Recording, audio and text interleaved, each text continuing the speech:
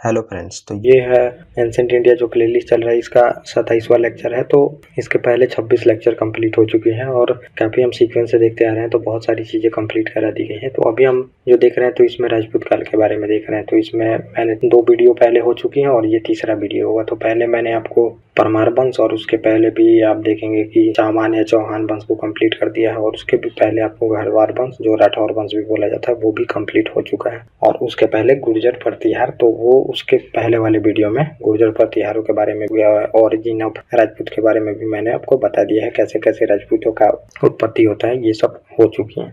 तो अब इसमें हम 3 वंश जो राजपूत हमारे बच रहे हैं उनको हम कंप्लीट करेंगे। तो इसमें 3 में होगा अब चंदेल वंश, और दूसरा आप देखेंगे कि इसी में मैं आपको कंप्लीट करा दूंगा सोलंकी वंश, और उसके बाद हम देख लेंगे कलचुरी या चेदी राजवंश बोलते हैं। और उसके बाद जब हम ये हमारा इसके बाद अगला लेक्चर आएगा वो प्राचीन भारत का अंतिम वीडियो होगा, और हम उसमें देखेंगे पूरा ओवरऑल जो प्राचीन व्यवस्था से लेके मध्यकालीन में जब हम एंटर करते हैं तो उस टाइम में राजनीतिक स्थिति, मतलब ये ओवरऑल होगा कि पूरा तरह से मतलब एंसेंट इंडिया में कैसी हमारी सामाजिक स्थिति थी, कैसी हमारी अर्थव्यवस्था थी, कैसी प्राचीन काल में शिक्षा वगैरह हमें मिलती थी, और कैसी जो प्राचीन साहित्य वगैरह भी है ये भी हम देखेंगे। और उसमें कुछ उसके लिमिटेशन को भी देखेंगे कि क्या लिमिटेशन है उसमें, ये भी हम देखेंगे। विज्ञान कैसा था ये भी हम इसमें देखेंगे। और ये अंतिम वीडियो होगा इसके बाद वाला एंसेंट इंडिया का, और ये एंसेंट इंडिया पूरी तरह से कंप्लीट हो जाएगा। और मॉडर्न और मीडिएवल ये सब चल ही रहा है, तो बहुत सारी जो प्लेलिस्ट है वो चल रही है, तो वो आप अपने अनुसार देख सकते हैं। तो इसमें हम देख लेते हैं चंदेल वंश के बारे में। तो जैसा कि है कि हर एक वीडियो का मैप वगैरह भी दिखाया जाता है, तो पहले हम चंदेलों का मैप देख लेते हैं कि आखिर में चंदेल वंश कहाँ पे शासन करते थे। तो ये जैसा कि मैंने पहले भी बताया आपको कि ये सारे जो वंश निकले हैं ये पहले जब गुर्जर प्रतिहार थे, तो इसी से टूट के जब गुर्जर प्रतिहार कमजोर हो जाता है तो टूट के ये निकलते हैं। तो ये आप इलाका जो देख रहे हैं यहाँ पे चंदेल शासन करते हैं, तो यही हमें आज देखना है। तो इसके पहले चौहान भी हो चुका है, गहरवाल भी हो चुका है, परमार भी हम देख चुके हैं, तो और जो बचते हैं वो हम यहाँ पे देख लेंगे इसमें। तो इनकी स्थापना जो है ये मानी जाती है जो कि चंदेल है। तो ये प्रतिहार साम्राज्य के पतन के बाद, तो मैंने बताया कि सभी राजपूतों का उत्पत्ति होता है, तो ये माना जाता है कि बुंदेलखंड में इनकी उत्पत्ति होती है। लेकिन ये जो शासन है तो ये फैलाते हैं, जैसा कि मैंने आपको पहले ही बताया था मैप में कि कोई भी शासक रहता है तो उसका फैलाव हुआ रहता है। ये चंदेल यहाँ पे है तो ऐसा नहीं है, मतलब उत्पत्ति यहाँ पे, और कुछ मैप में आप ये भी देखेंगे कि इनका पूरा तरह फैलाव यहाँ पे रीजन में हो गया था। तो जैसा मैंने पिछली वीडियो में भी आपको समझाया था कि जब किसी भी वंश का मतलब सबसे ज्यादा वो उत्थान पे रहते हैं तब का मैप दिखाया जाता है। तो इनका जब उत्थान हुआ था तो ये पूरे इलाकों पे इनका कब्जा एक टाइम में हो गया था। तो जैसा कि मैंने आपको पहले ही बताया है इन सब चीजों के बारे में। तो ये बुंदेलखंड वाले इलाकों में होता है, और प्राचीन में इनको माना जाता था कि ये चंद्र वंश की एक शाखा से ही उत्पन्न हुए हैं। चंद्र वंश एक चलता था, उसके शाखा से उत्पन्न हुए हैं ये। और इसकी स्थापना जो करते हैं तो 831 ईस्वी में आप देखेंगे कि नन्नुक द्वारा की जाती है चंदेल वंश की स्थापना। और इनकी भाषा संस्कृत रहती है, और धर्म जो रहती है सनातन धर्म। सनातन मतलब कि वही हिंदू धर्म हुआ, मतलब सनातन धर्म थी इनकी, और जैन धर्म भी प्रचलित थी। तो मतलब दोनों धर्म यहाँ पे प्रचलित थी। और पहले जो इनकी राजधानी रहती है ये कालिंजर में रहती है, और बाद में इनको देखेंगे कि खजुराहो में भी स्थानांतरित किया जाए। तो ये कुछ इंपॉर्टेंट चीजें थी वो आपने देख लिया। तो अब हम राजाओं को देख लेते हैं, जो जो इंपॉर्टेंट राजा हुए हैं इसके, इनको देख लेते हैं। तो पहले है नन्नुक, और जैसा कि मैंने बताया कि इनको संस्थापक भी माना जाता था, और इनको ये है कि पहला राजा भी इसका माना जाता है। और राजधानी को खजुराहो में ये बनाते हैं नन्नुक जो रहते। और ये जो थे ये और नन्नुक जो थे आप देखेंगे कि ये प्रतिहार जो राजा थे, प्रतिहार मतलब गुर्जर प्रतिहार, तो इनके सामंत थे। और सामंत ही शुरू से ही आप देखते आ रहे हैं कि जो सामंत ही रहते हैं बाद में अपना अलग एक वंश स्थापित कर लेते हैं। तो सामंत अलग अलग मतलब कि जो स्टेट या प्रोविंस जो रहता है उस एरिया में उनको शासन करने को दिया जाता है। बाद में जब देखते हैं कि सेंटर कमजोर होने लगता है तो फिर जो ये सामंत रहते हैं वो अपनी स्वतंत्रता की घोषणा कर देते हैं। तो वैसे ही इनको भी माना जाता है जो नन्नुक रहते हैं। तो ये प्रतिहारों के सामंत रहे। फिर अगले जो शासक हैं तो इनके बारे में देख लीजिए वाकपति, और इनका लगभग शासन काल आप देखेंगे तो 845 से लेकर 870 तक चलता है। ये भी सामंत ही थे, प्रतिहारों का ये माना जाता है, और नन्नुक के ये पुत्र थे। तो मतलब स्थापना तो हो जाती है किसी भी वंश चाहे किसी भी साम्राज्य की, तो वो जब तक सेंटर थोड़ी बहुत मजबूती में रहता है तब तक ये पूरी तरह से स्वतंत्रता की घोषणा नहीं करते हैं। कोई भी जो सामंत रहते हैं वो अपनी स्थापना तो कर लेते हैं, लेकिन पूरी तरह से वो घोषणा नहीं करते हैं कि हम जो सेंटर है उससे अलग है। लेकिन जब धीरे धीरे और साम्राज्य कमजोर हो जाता है तब जाके वहाँ पे सेंटर से पूरी तरह से अलग की घोषणा कर दी जाती है और उसी को फिर बोला जाता है कि वो वास्तविक संस्थापक थे, क्योंकि वो अब उनसे कोई नाता नहीं रखते हैं जिसके वो पहले सामंत वगैरह थे। और इन्होंने अपना जो सीमा था वाघपति, तो उतना सीमा विस्तार नहीं कर पाए क्योंकि इन्होंने अभी स्थापना ही की थी, लेकिन जो वाघपति रहता है तो इसका विस्तार ये विंध्या के क्षेत्रों तक कर देते हैं, मतलब आगे तक बढ़ाते हैं। और इनके जो पुत्र थे आप देखेंगे कि वाघपति के, तो इनके 2 पुत्र थे, जयशक्ति और विजयशक्ति, लेकिन उतना वो इम्पोर्टेंट है नहीं, तो उतना हमें जानने की जरूरत नहीं है उनके बारे में। और जयशक्ति जो इनके पुत्र रहते तो उनका वास्तविक नाम आप देखेंगे कि जेजक रहता है, और जेजक रहता है फिर इन्होंने चंदेल पूरा वंश का ही नाम बदल देते हैं और नाम बदल के जेजा भुक्ति रखते हैं। तो बुंदेलखंड का प्राचीन नाम देखेंगे तो जेजा भुक्ति। आज बुंदेलखंड देखने को मिलता है, लेकिन पहले उसका नाम जेजा भुक्ति था। तो ये कुछ इंपॉर्टेंट था, तो ये वर्बली आप याद रख सकते हैं। और ओरछा के जो बुंदेला राजा थे तो वही बुंदेलखंड नाम रखते हैं बुंदेलखंड का, पहले इसका नाम जेजक भुक्ति रहता है। फिर विजय शक्ति आते हैं, राहिल आते हैं, लेकिन इतना इंपॉर्टेंट शासक नहीं है तो हमें इनको नहीं देख। तो जो अब इंपॉर्टेंट राजा है उनके बारे में हम देख लेते हैं। सभी राजाओं के बारे में हमें देखने की जरूरत नहीं है, तो बहुत सारे राजा हैं तो उतना आप देख भी नहीं पाइएगा और एग्जाम में आते भी नहीं है। तो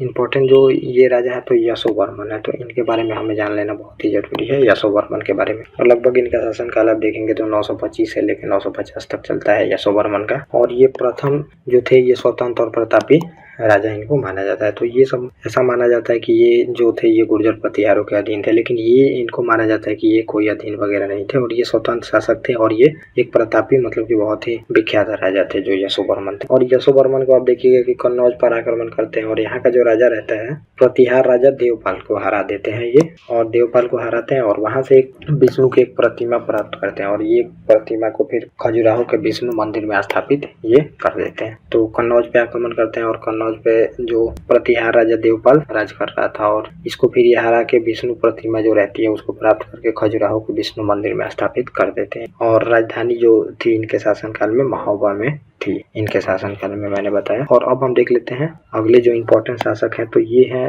धामदेव। और लगभग इनका शासनकाल आप देखेंगे तो 950 से लेकर 1003 तक माना जाता है, संभवतः है खजुराहो लेख से पता चलता है इनके बारे में। और धामदेव जो रहते हैं ये जिन्नाथ, विश्वनाथ एवं जो वैद्यनाथ मंदिर रहता है इसका निर्माण ये कराते हैं। धामदेव द्वारा इसकी स्थापना मतलब इसका निर्माण कराया जाता है। जिन्नाथ, विश्वनाथ, वैद्यनाथ मंदिर का निर्माण कराया जाता है और वास्तविक संस्थापक इनको माना जाता है, स्वतंत्र राजा इनको माना जाता है, क्योंकि कन्नौज के जो प्रतिहार राजा त्रिलोकापाल थे इनके अधीन माना जाता है इनको। तो धन जो देव है जो प्रतिहार राजा त्रिलोचन पाल को इनके अधीन माना जाता है, इस वजह से भी इनको बोला जाता है कि वास्तविक स्वतंत्र शासक ये थे। तो दोनों में से कोई भी है तो आप आंसर में लगा सकते। और थांगदेव ने कलिंग को अपनी दूसरी राजधानी बनाया था, तो ये आप याद रख सकते हैं। और इन्होंने परम भट्टारक, महाराजा धीराज, परमेश्वर, परम महेश्वर इन सब की उपाधि इन्होंने धारण किया था, तो ये भी आप लोग ध्यान रखेंगे। और गंगा जमुना संगम पे शिव आराधना करते हुए शरीर का इन्होंने त्याग किया, ये भी पता चलता है। जो गंगदेव थे तो गंगा यमुना के संगम पे शिव आराधना करते हुए फिर अपने ये शरीर का त्याग कर देते हैं। और फिर अगले जो शासक आते हैं इंपॉर्टेंट शासक, तो गंडदेव के बारे में अगले शासक गंडदेव के बारे में हम देख लेते हैं, ये भी इंपॉर्टेंट शासक है। और गंडदेव माना जाता है कि यशपाल जो रहता है इनकी हत्या करा देता है और ये कन्नौज के प्रतिहार राजा रहते हैं यशपाल, इनकी हत्या ये करा देता है क्योंकि महमूद जो गजनवी रहता है उसका सामना ये नहीं किया रहता। तो कन्नौज में ये राज करते थे यशपाल, तो उस टाइम जो महमूद गजनवी था तो वो आक्रमण करता है और बहुत ही वहाँ पे लूटपाट हर एक चीज वहाँ पे करता है। इस वजह से ये जो गंडदेव रहते हैं ये यशपाल की हत्या करा देते हैं। अपने पुत्र विद्याधर देव रहते हैं इनके पुत्र गंडदेव के, इनको भेज के ये हत्या इसकी करा देते हैं यशपाल की। तो अगला शासक हम देख लेते हैं विद्याधर देव के बारे में। और इनका शासनकाल लगभग आप देखेंगे 1017 से 1029 तक चलता है इनका शासनकाल विद्याधर का। इनके पुत्र रहते हैं गंडदेव के। और यहाँ पे आप देखेंगे यशोवर्मन, धांगदेव और विद्याधर जो रहता है इनके द्वारा नागर शैली में कंदरिया महादेव का मंदिर, लक्ष्मण मंदिर, विश्वनाथ मंदिर और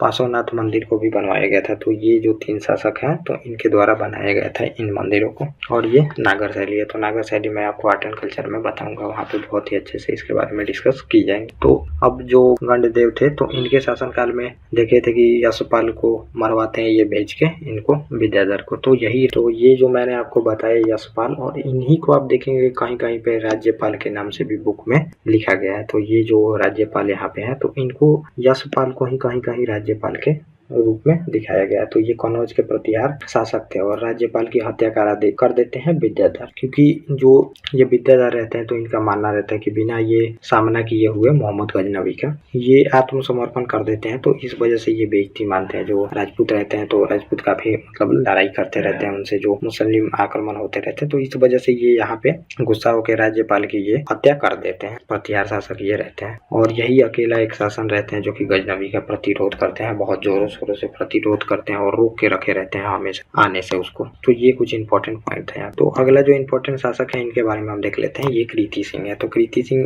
का एक ही पॉइंट आपको बनेगा क्वेश्चन में कि जो कृति सिंह रहते हैं ये एक कृति सागर जलाशय का निर्माण कराते हैं। तो ये क्वेश्चन आया भी है और आ भी सकता है। फिर भी बहुत सारे शासक आते हैं, मदन वर्मन, पृथ्वी वर्मन, जय वर्मन, बहुत सारे शासक आते हैं, तो उतना हमें देखने की जरूरत नहीं है। तो अगले जो शासक है परमर्दी देव, इनके बारे में हम देख लेते हैं और ये इंपॉर्टेंट है और लगभग इनका शासनकाल अब देखेंगे 1166-1203 तक चलता है। और वास्तविक नाम इनका परमाल था, जो वास्तविक नाम था परमर्दी देव का, इनका परमाल नाम था। और इनके जो दो सेना नायक थे तो आला और उदल थे, जिन्होंने पृथ्वीराज चौहान के साथ युद्ध में जान गंवा दी थी। तो पृथ्वीराज जो चौहान वंश के बारे में मैंने बताया था, तो ये इन्हीं के आला उदल जो रहते हैं ये इनके सेना नायक रहते हैं और ये बहुत ही बहादुर रहते हैं और पृथ्वीराज चौहान से युद्ध में इन्होंने अपनी जान गंवा दी। और इनके जो मित्र थे तो आप देखेंगे कि जो कन्नौज के राजा जयचंद रहते हैं ये इनके मित्र भी थे परमर्दी देव। और कुतुबुद्दीन ऐबक की अधीनता ये स्वीकार कर लेते हैं बाद में लगभग। तो इसके बाद मतलब कि इनका शासन 1203 के लगभग में ये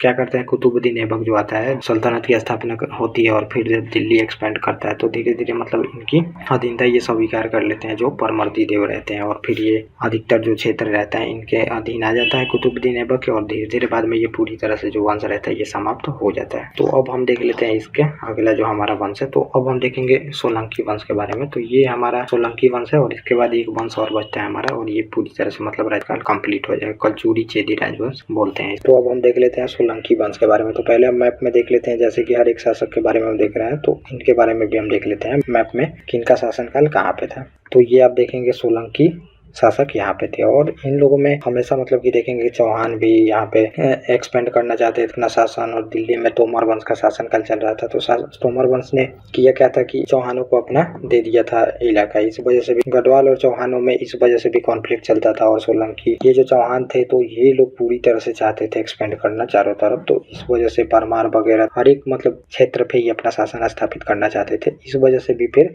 आप देखेंगे कि जब गोरी आक्रमण करता है तो कोई भी शासक इनका सपोर्ट नहीं करता है, तो ये कुछ रहता है, कोई सपोर्ट नहीं करता। और सेना भी आप जब मान सकते हैं कि जैसे राजपूतों के चाहे कोई भी एंशिएंट इंडिया में कोई शासक था तो ये जैसे सेंटर में है, तो सेंटर में देखेंगे तो उसके बाद सामंतों द्वारा जो फ्यूडल होते थे उनके द्वारा सेना प्रोवाइड की जाती थी। तो जैसे मान लीजिए ये स्टेट है तो स्टेट है तो अब इनके द्वारा ये जो सेना है तो ये सेंटर को कोई भी अगर लड़ाई होती है तो फिर ये प्रोवाइड करते थे सैनिक। तो इन लोगों में कम्युनिकेशन भी सही से नहीं हो पाता था, जितने भी शासक हुए हैं एंशिएंट इंडिया में, तो अब कम्युनिकेशन भी इन लोगों में नहीं हो पाता था क्योंकि इन्हीं को सैनिक ला देना होता था। उसके बाद सेंटर जो होता था तो वो लड़ता था। तो जैसे चौहान में पृथ्वीराज चौहान थे तो अब इनके जो सामंत लोग थे तो वही सैनिक इनको देंगे तो फिर ये लड़ाई कर सकते हैं बाकियों से। लेकिन होता क्या था कि ये इन लोगों के प्रति अपना लोयल रहते थे, उन्हें सेंटर से मतलब नहीं रहता था, जो ये सामंत बोलते थे वही वो सैनिक करते थे। लेकिन इसी वजह से आप देखेंगे कि आज जो हमारा सैनिक के लिए जो भी व्यवस्था है मॉडर्न एरा में, तो जो सेंटर में देखेंगे कि सेंटर के पास सैनिक होती है, सेंटर सैनिक को कंट्रोल करता है पैसे से हर एक चीजों से। लेकिन यहाँ पे सामंत कंट्रोल करते थे, सामंत कंट्रोल करते थे तो ये लोग अपना सैनिक प्रोवाइड कोई नहीं करते थे कभी कभी, और इनमें कम्युनिकेशन भी नहीं हो पाता था सारे में।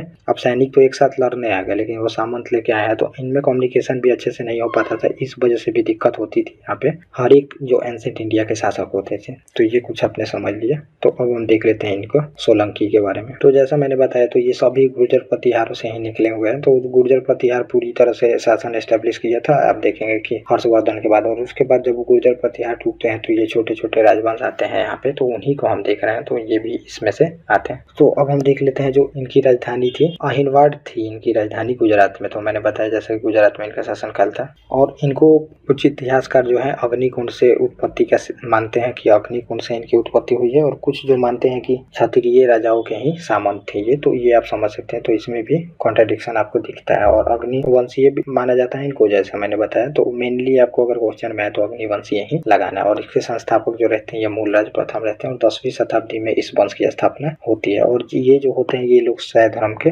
अनुयायी रहते हैं। तो अब हम जो प्रमुख शासक हुए हैं उनके बारे में हम देख लेते हैं, जैसे कि हमारे वंश में देखते हैं। तो पहले शासक हैं इसके मूलराज प्रथम, और इनका शासनकाल आप देखेंगे कि 940 से लेकर 995 तक चलता है। तो बहुत लंबा शासनकाल है। और इनको मूलराज जो रहते हैं इनको सोलंकी वंश का संस्थापक भी माना जाता है। और ये राजधानी को अहिलवार में स्थापित करते हैं, मतलब बनाते हैं वहाँ पे। और इसके बाद भी बहुत सारे शासक हैं, तो वो हमें इम्पोर्टेंट नहीं है, तो वो हमें देखने की जरूरत नहीं है। जैसे कि चामुंडराज आते हैं, वल्लभराज, तो बहुत सारे शासक आते हैं, लेकिन उससे हमें जानने की जरूरत नहीं, क्योंकि आप देख रहे हैं जो ये 995 से लेके और ये 1022 ईस्वी के बीच में जो गैप रहता है, इसके गैप में भी राजा आते हैं, लेकिन उन्हें देखने की हमें जरूरत नहीं है। तो हम इंपॉर्टेंट राजाओं को ही देख रहे हैं। तो भीममोहन आते हैं, ये इंपॉर्टेंट राजा रहते हैं और इनका जो शासनकाल रहता है लगभग 1022 से 1064 तक इनका शासनकाल चलता है। और इन्हीं के शासनकाल में आप देखेंगे कि जो मोहम्मद गजनवी रहता है ये सोमनाथ पर आक्रमण करता है लगभग 24 से 25 ईस्वी, मतलब 1024 से 25 ईस्वी में जो मोहम्मद गजनवी रहता है ये आक्रमण करता है सोमनाथ मंदिर पे। और ये माना जाता है कि ये फिर उसका सामना नहीं करता। तो ये मतलब जो तुर्की लोग थे तो बार बार आक्रमण करते थे और लूटपाट के जाते थे। और फिर उधर में जो उनका साम्राज्य था, तो आप जैसे देखेंगे कि इधर भारत वाला इलाका है जैसे, और इधर देखेंगे कि गोरी एम्पायर था, इसके पहले गजनवी एम्पायर था, और इसके ऊपर भी एम्पायर था, इसके ऊपर भी एम्पायर था, और के नीचे भी एम्पायर था। तो अब जो ये गोरी एम्पायर था या फिर इसको गजनवी एम्पायर पहले अरबों के टाइम में बोला जाता था, तो ये इधर आते थे और भारत से धन वगैरह लूट के ले जाते थे। तो वो धन को इन सब वंशों से जो साम्राज्य था इनसे युद्ध करने में खर्च करते थे। और इधर पे जो शासक थे तो ये कभी इन लोगों पे हमला वगैरह करते नहीं थे, कि भारत इतना पहले से ही सक्षम था कि कहीं पे आक्रमण वगैरह करने की जरूरत होती नहीं थी। और इन लोगों को थी तो एक तो ये देखेंगे ज्यादा उपजाऊ इलाका वगैरह रहता है पैसा, और बहुत जो अनाज वगैरह भी है तो कम उपजाऊ रहते हैं। ये गंगा यमुना से जो लैंड बना है तो यहाँ पे आप देखेंगे सबसे ज्यादा उपजाऊ जमीन है पूरे विश्व में। तो यहाँ पे बहुत सारी चीजें उपजाई जाती थी, तो फिर यहाँ पे बहुत सारा पैसा वगैरह भी था। और पहले की जो अर्थव्यवस्था आप देखेंगे तो वो कृषि से ही थी। तो कृषि से अर्थव्यवस्था थी, तो जो इंडस्ट्री वगैरह वो सब चीजें नहीं थी, तो कृषि से थी। तो कृषि में सबसे आगे भारत था और कॉटन वगैरह भी बनाए जाते थे, तो इन सब में बहुत आगे था। तो इस वजह से ये लोग आक्रमण करते थे और लूटपाट के जाते थे, और फिर इधर लड़ाई वगैरह में ये सब पैसा को खर्च किया जाता था। और इन्हीं के सामंत रहते हैं वीगल। वीगल ने आबू पर्वत पर दिलवारा का जैन मंदिर बनवाया था। वीगल ने, इनके सामंत थे, भीम प्रथम के वीगल सामंत थे। और फिर अगले जो शासक आते हैं तो ये आते हैं कर्ण, लेकिन ये इंपॉर्टेंट है नहीं, तो वो हम नहीं देखेंगे। और कर्ण से इंपॉर्टेंट यही है कि कर्ण जो रहते हैं ये कर्णावती नामक नगर को बसाया था, और कर्ण सागर झील वगैरह भी इन्होंने बनवाया था। और अहमदाबाद का आप जो गुजरात का शहर देखेंगे अहमदाबाद, तो उसका नाम कर्णावती ही था। और अगले जो इम्पोर्टेंट शासक होते हैं तो ये जयसिंह सिद्धराज होते हैं, तो इनके बारे में हम देख लेते हैं। और ये प्रथम जो रहते हैं ये शक्तिशाली शासक होते हैं। तो मैं जो इम्पोर्टेंट शासक है उन्हीं के बारे में आपको बताता हूँ। और इनसे इम्पोर्टेंट पॉइंट है कि जैन विद्वान जो हेमचंद थे तो इन्हीं के दरबार में रहते थे, जयसिंह सिद्धराज के दरबार। और सिद्धपुर में जो रुद्र महाकाल का जो मंदिर रहता है इनका निर्माण इनके द्वारा कराया जाता है। तो ये कुछ इंपॉर्टेंट पॉइंट है। और अगले जो शासक होते हैं ये होते हैं कुमारपाल, और इनका शासनकाल लगभग आप देखेंगे 1143 ईस्वी से लेकर 1172 तक चलता है। और ये जैन अनुयायी थे। और इनका विवाह आप देखेंगे कि राज्य कुमारी जो जल्हाना देवी रहती है चौहान वंश के, उनसे इनका शादी हुआ रहता है। तो मतलब इनसे वैवाहिक रिश्ता रहता है चौहानों से इनका, सोलंकियों का। और मोढेरा का जो सूर्य मंदिर है उसका निर्माण सोलंकी राजाओं द्वारा ही किया गया है। तो ये काफी इंपॉर्टेंट पॉइंट है, तो इसको भी आप लोग ध्यान में रखिएगा। और फिर आते हैं शासन, आप देखेंगे अजयपाल आते हैं, लेकिन ये इंपॉर्टेंट शासक नहीं है। तो अब हम देखेंगे अगले जो है ये मूलराज द्वितीय है। और जो इनकी बागडोर थी, तो इनकी बागडोर थी मतलब कि मूलराज द्वितीय तो शासक कर रहे थे, लेकिन बागडोर जो संभाली थी तो इनकी माता नायिका देवी रहती है, वो शासन प्रशासन की बागडोर अपने हाथ में रखती हैं। और इनको आप देखेंगे कि ये 1178 ईस्वी में मोहम्मद गोरी को पराजित करते हैं। आबू पर्वत के निकट में देखेंगे कि ये अपने माता के संरक्षण में ही उसको हराते हैं मोहम्मद गोरी। और अंतिम राजा भीम द्वितीय को माना जाता है। और सोलंकी जो गुजरात के चालुक्य शासक थे इनकी समाप्ति माना जाता है। तो कहीं कहीं आप चालुक्य भी सुनेंगे कि ये चालुक्य वंश के जो मूलराज रहते हैं वो हराते हैं फिर उसको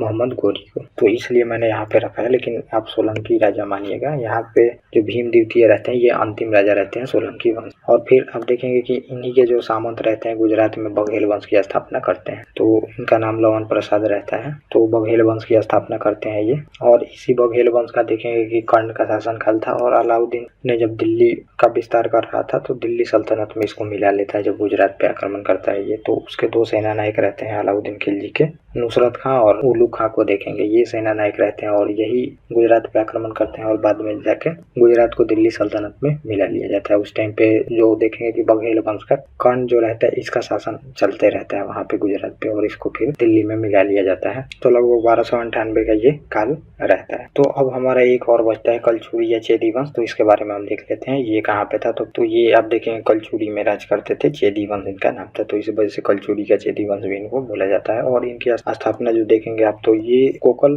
था और राजधानी इनकी त्रिपुरी में थी। तो मध्य पूर्व वाले इलाके में ये शासक करते थे। बुंदेलखंड के दक्षिणी भाग में इनकी स्थापना हुई थी। तो वहीं पे आसपास में बुंदेलखंड भी आप देखेंगे कि एमपी के इलाकों से उसका सीमा मिलता है। तो वहीं पे इसकी स्थापना हुई रहती। और इस वंश के बारे में आप देखेंगे ज्यादा चीजें है नहीं, तो इस के बारे में उतना इतिहासकार लिखे भी नहीं है। छोटा सा शासन था इनका, छोटा टाइम पीरियड के लिए भी था। तो अब इनके जो प्रमुख आप देखेंगे शासक तो ये गंगे देव थे। तो ये प्रमुख शासक थे यहाँ पे, इनके बारे में हमें देख लेना है। और ये जो रहते शक्तिशाली शासक उपाधि इन्होंने विक्रमादित्य की धारण की थी। तो जैसा मैंने पहले भी बताया था आपको कि जो प्रसिद्ध रहते हैं तो उपाधि वगैरह बहुत वो धारण करते हैं। टाइम पीरियड आप देखेंगे तो 1040 से 41 के बीच में चलता है गंगे देव का शासन का। बनारस और भागलपुर को इन्होंने जीत के अपने अधीन कर लिया था। तो ये कुछ विस्तार वगैरह करते हैं तो इस वजह से इनको प्रमुख माना जाता है। फिर लक्ष्मी कर्ण भी आते हैं तो ये भी इंपॉर्टेंट शासक रहते नहीं है, तो वो भी हम इनको नहीं देखेंगे। और भी बहुत सारे शासक आते हैं, नरसिंह, गया कर्ण, बहुत सारे शासक आते हैं तो उतना इम्पोर्टेंट है नहीं। ये